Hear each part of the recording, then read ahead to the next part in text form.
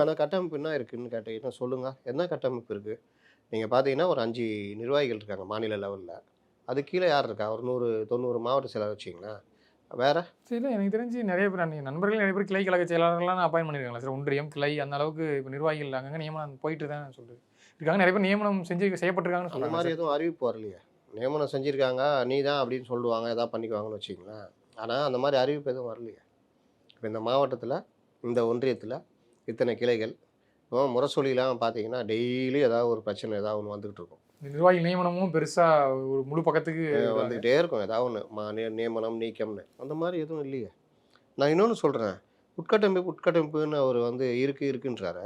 இதுவரைக்கும் இவங்களுக்கு இந்த Twitterல அறிக்கை குடுக்கறத தாண்டி, இவங்களுக்குன்னு என்ன ஒரு சேனலோ ஏதாவது இருக்கா?